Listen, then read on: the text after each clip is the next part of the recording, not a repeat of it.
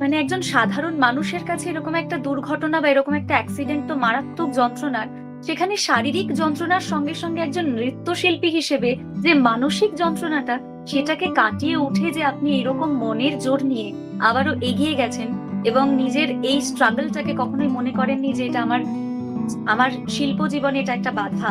এটা সত্যি hats off আপনাকে।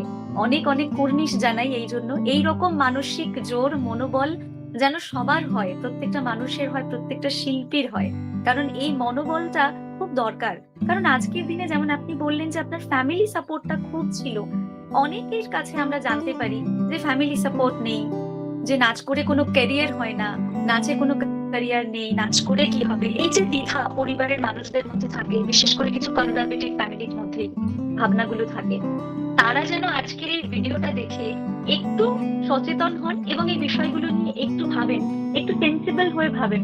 কারণ যারা নাচ ভালোবাসেন তাদের কাছ থেকে নাচ এটা যে সেই নৃত্যশিল্পীর কাছে কতটা যন্ত্রণার, কতটা কষ্টের, সেটা কেবলমাত্র সে বুঝতে পারে।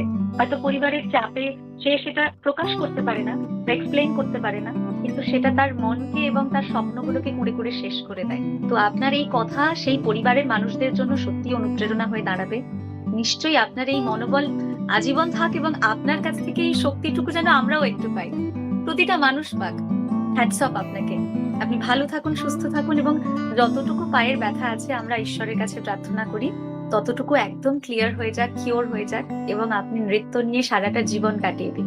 আমার পরবর্তী প্রশ্নটা ছিল যে আপনি নাচের জগতে, নৃত্য জগতে এসে আপনি অনেক রকমের কলাকুশলীদের সঙ্গে কাজ করেছেন, অনেক গুরুর সান্নিধ্যে গেছেন এবং সেখান থেকে অনেক কিছু শিক্ষা অর্জন করেছেন।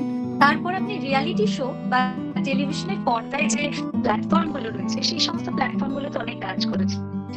এই রিয়ালিটি যে প্ল্যাটফর্ম গুলোতে কাজ করার অভিজ্ঞতা, সেটা ঠিক কেমন? সেটা যদি আমাদের সাথে শেয়ার করেন।